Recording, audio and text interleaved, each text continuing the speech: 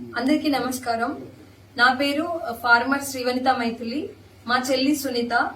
మేము 2012 నుండి గో ఆధారిత వ్యవసాయంలో ఉన్నాము. అంటే గోవు పేడ, గోమూత్రము, ఎద్దుల పేడ, ఎద్దుల మూత్రము, వీటితో పంచగవ్యాలతో వ్యవసాయం చేసే వ్యవసాయ పద్ధతిలో ఉన్నాము. అయితే ప్రస్తుతం ఏంటంటే విషయము, నేను మలక్పేటలో మా ఇంటి ఎదురుగా, మా అత్తయ్య వాళ్ళ ఇంటి ఎదురుగా వెళ్తున్నప్పుడు 2 ట్రక్కుల్లో మూడు పెద్ద నంది అంటే ఎద్దులు, అంటే ఒక 15 ఏళ్ళు వ్యవసాయానికి పనికొస్తాయి.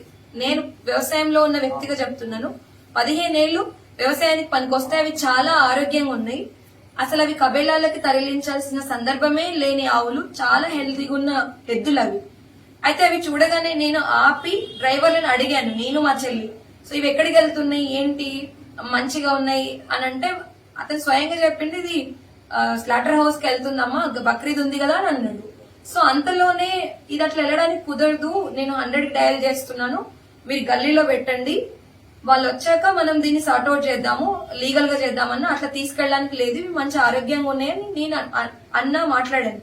ఇది జరిగే లోపే ఎక్కడి నుండి వచ్చారో ఎలా వచ్చారో తెలీదు, ఒక 100 మంది పైన మగవాళ్ళందరూ నా మీద చెల్ల మీద దాడికి వచ్చారు, స్కూటీలతో మా మీదకి దాడికి వచ్చారు. సో నేనేం చేశాను, ఆ వెహికల్స్ వెళ్తే మళ్ళీ దొరకవు, అంత మంచి ఎద్దులు ఎట్లా వాటిని సంరక్షించడము, ఇది లీగల్ గానే ఇది అయ్యాకనే నేను ఒక నిర్ణయానికి రావాలని, నన్ను నేను కాపాడుకోవడానికి, చెల్లెని కాపాడుకోవడానికి, ఆ వెహికల్ పోకుండా ఉండడానికి మేము ఆ వెహికల్ ఎక్కినాం.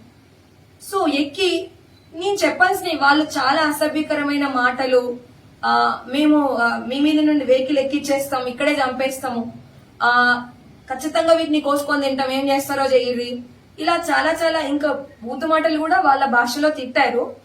సో ఇక్కడ ఏంటంటే, నేను ఏ పార్టీ, మతము, ధర్మం గురించి కాదు ఇక్కడ చెప్పేది, జీవో రక్ష పరమో ధర్మ.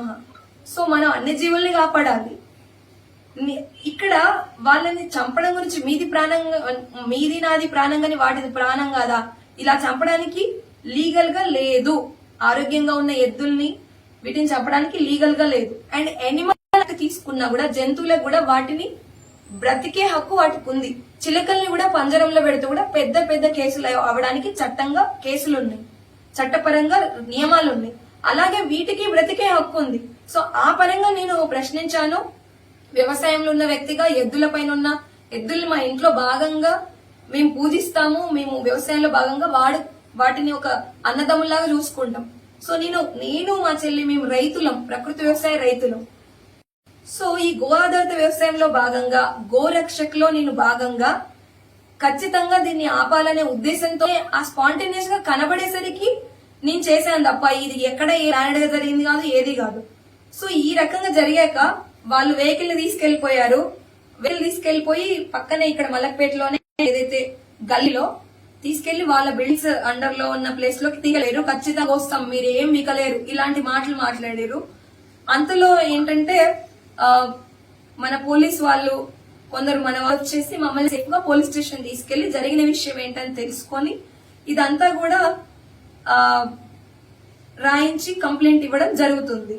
సో ఇక్కడ నేను విన్నవించే విషయం ఏంటంటే, మనం మనుషులను బ్రతుకుండడానికి ఆకుకూరలు, కూరగాయలు ఇవన్నీ శాకాహారం తింటే సరిపోతుంది, మిగిలిన జీవులన్నింటినీ చంపుకొని తినాల్సిన అవసరం లేదు.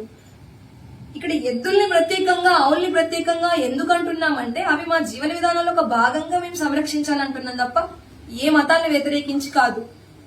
అదే టైంలో నేను 100కి కూడా డయల్ చేశాను ఫోను, కానీ ఆ ముందర వాళ్ళందరూ దాడికి వస్తుంటే మమ్మల్ని మేము కాపాడుకుంటూ వాళ్ళ దానికి సమాధానం చెప్తూ అంటే, కానీ కొంచెం లేట్ అయింది వాళ్ళు వచ్చేసరికి. సో ఇదే జరిగిన విషయం. ఇక్కడ మతము, ధర్మము, కుల మత గొడవల గురించి కాదండి. ప్యూర్ మేము, నాది యూట్యూబ్ ఛానల్ తెలియ, నేను గత 2012 నుండి ప్రకృతి వ్యవసాయం చేస్తున్నా.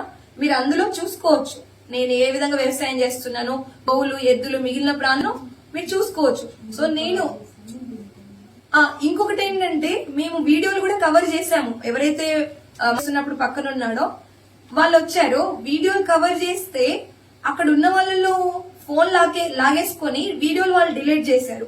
మేము పోలీస్ స్టేషన్ వాళ్ళంటే అక్కడ ఉన్న ఎవరైతే పోలీస్ వాళ్ళు దాడి చేయలేదు, తీసుకెళ్లారు. అయితే వీళ్ళు ఫోన్ లాక్కొని అందులో ఉన్న వీడియోలు కూడా డిలీట్ చేసిరండి. పోలీస్ స్టేషన్ కి వెళ్లి మేము సార్ ఎవరైతే ఏసీపీ సార్ ఉన్నారో ఆయనతో మాట్లాడేటప్పుడు ఫోన్లు బయట ఎస్ఐ గారు అడిగి తీసుకున్నారు, ఇద్దరు ఎస్ఐలు ఉన్నారు. సో తీసుకుని మేము మళ్ళీ అంత విషయం కంప్లైంట్ చేసి మాట్లాడి వచ్చిన తర్వాత మా ఫోన్ లో రికవర్ చేసుకోవడానికి కూడా వీడియోలు లేవు. ఆ ఇద్దరు ఎస్ఐల్లో మిగిలిన వాళ్ళలో ఎవరు డిలీట్ చేసారో నాకు తెలీదు. పోలీస్ స్టేషన్ లోనే మేము తీసిన వీడియోలు రికవర్ అవ్వకుండా కూడా డిలీట్ చేయడం జరిగింది. సీసీ కెమెరాలో వచ్చే ఉంటుంది కదా విషయం. ఇది అండి విషయం జరిగింది. సో ఇక్కడ నేను ఎవరికి వ్యతిరేకంగా కాదు, ఏ పార్టీ ఇవన్నీ కాదండి, జీవుల్ని చంపినది ఇంతే అండి విషయం జరిగింది. ఇప్పుడు ఆ ఎద్దుల్ని రక్షించాలి, ప్రవర్తించడం వాళ్ళపైన చట్టపరమైన చర్యలు తీసుకోవాలని మా అభ్యర్థన. నమస్కారం.